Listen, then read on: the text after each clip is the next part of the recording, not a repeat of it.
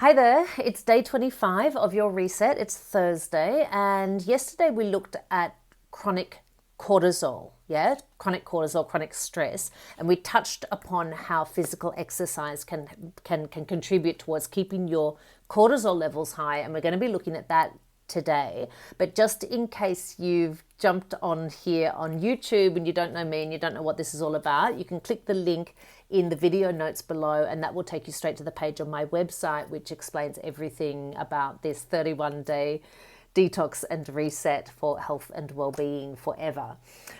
Okay, so chronic cardio and how physical exercise can make you store fat and keep your stress levels really high. So losing weight and maintaining your ideal weight is not as simple as calories ingested and calories burned. As we've seen in these last few weeks, it's the hormonal response to food that determines whether calories are used as energy or stored as fat. Now, movement and strength and fitness are essential for our health and wellness, no doubt about it. But physical exercise done wrong can do more harm than good. It can make you eat more, move less, and hold on to fat rather than burn it.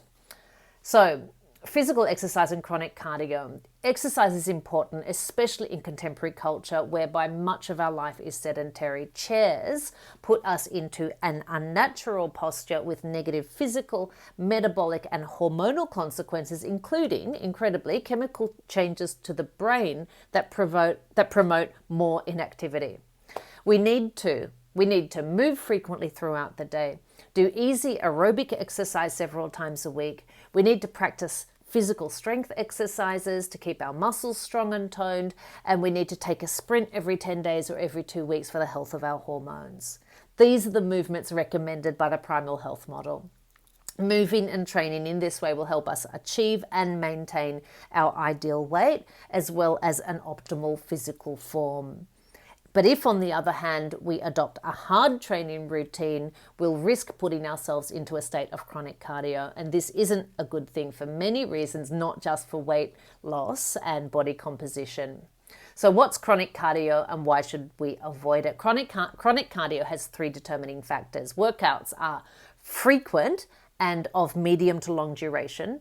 They're of medium to difficult level of intensity, and they're lacking in sufficient rest and recovery time between sessions.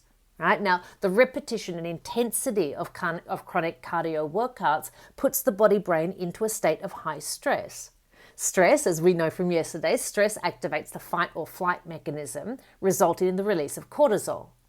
Plus, it creates cravings for carbohydrates.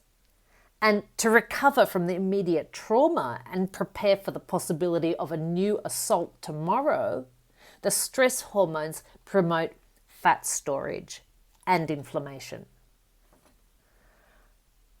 As well as all this, if the exercise is too hard and shifts gear from aerobic exercise to anaerobic exercise, your metabolism will burn glucose instead of fat. And this will also result in cravings for carbohydrates after your workout. And the determining factor as to whether we burn fat or glucose is our heart rate. And interestingly, the maximum heart rate depends not on our level of fitness, but on our age.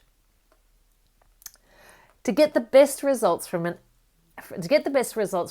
aerobic workout,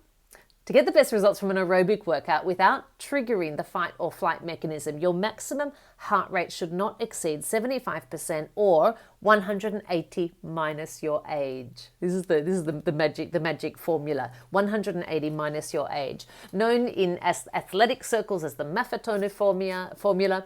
This measurement is credited to Dr. Phil Maffetone. I think, now if I'm not wrong, Dr. Phil Maffetone was an Olympic level coach, and he's tested it on thousands of athletes for decades.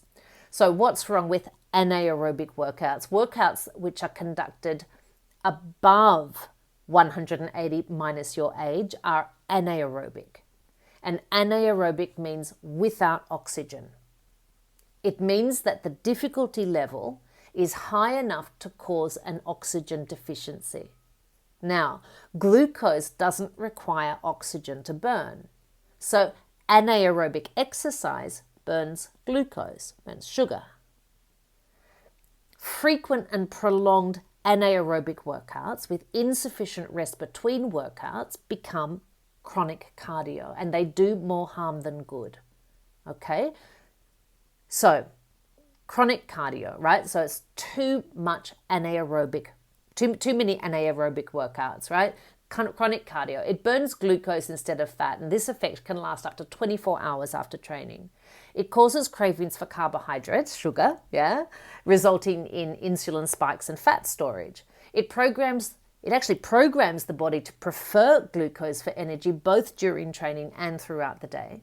It triggers the production of stress hormones, cortisol, which we saw yesterday.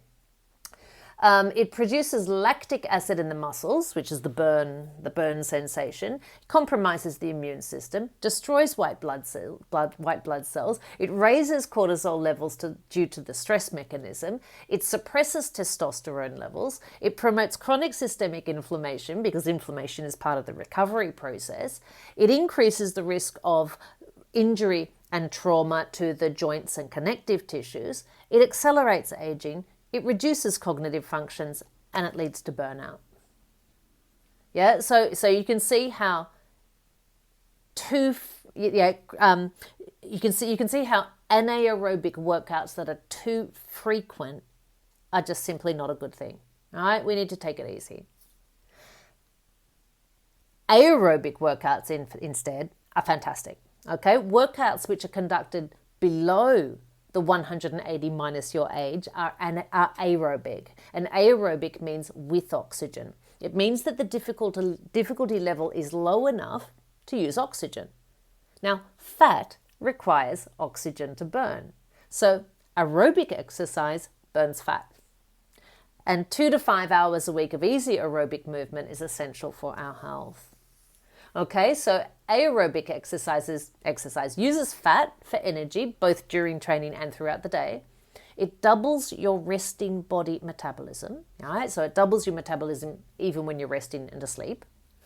It programs the body to operate more efficiently when it's resting.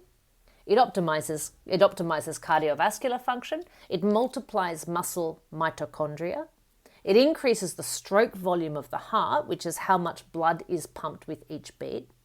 It improves the lung capacity for oxygen uptake. It strengthens bones and joints and connective tissues. It improves performance and recovery. It minimizes the risk of injury. It makes the body more resilient for short and high intensity workouts. It boosts the immune system. It optimizes the anti-aging hormones, and it improves cardiovascular and the circulatory systems. So you can see that aerobic exercise is fantastic, and anaerobic exercise is only good when it's done every now and again, once every 2 weeks. So what's the black hole of physical exercise? I just said anaerobic. Anaerobic exercise is, we just want it to be short and intense, like a strength workout or like a sprint, but certainly not every day. So what's the black hole of physical exercise? Workouts that are too difficult to be aerobic but not difficult enough to be classified as short and intense are considered to be in the black hole. And in this zone, the heart rate goes beyond 180 minus your age and up to about 85% of the maximum. Now, many athletes and fitness enthusiasts spend most of their time in this area, and this is the normal heart rate for people who practice chronic cardio. So the problem is that training at this pace makes you feel productive, but you're actually not receiving any of the benefits. You're not receiving any of the benefits of the aerobic activity because it's gone beyond, and you're not receiving the benefits of a short and intense anaerobic workout. So when you're training in the black hole zone, you're burning mostly glucose and you're craving carbs later on.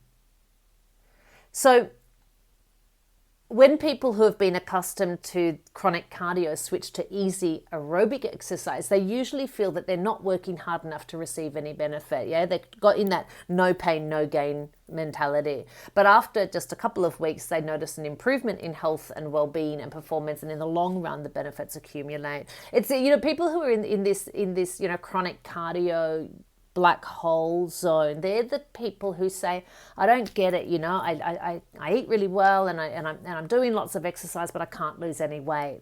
Yeah, we've either been in that situation, or we're in that situation, or we know people who say that. Yeah, I do a lot of exercise, but I'm not losing any weight, and now you understand why. So no pain, no gain. It's sort of an outdated concept. For lifelong health, strength and flexibility, easy aerobic exercise should be combined with frequent movement throughout the day, short, high intensity strength workouts, a couple of times a week, and an occasional sprint. And we must take care to avoid the black hole. So you can see the primal pyramid, the primal fitness pyramid there, and we only want to be doing this sort of anaerobic stuff a couple of times a week, strength, an short intensive strength workout a couple of times a week, and a sprint every couple of weeks, which is really cool, because it's actually really achievable. It's really achievable. Okay, so in the eat section today, I love this. There's this recipe here. There's a link for this recipe here, and this is one of my favorites, and I might even make it this week. It's little mini meatballs, and mini meatballs are absolutely fantastic because they're really good to eat straight away, but they're also really, really good for a packed lunch. So check that out.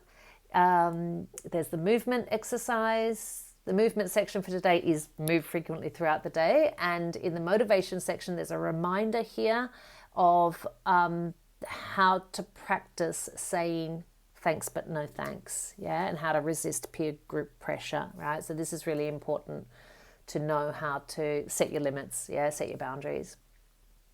Okay, that's it for today, and I will see you tomorrow. Ciao.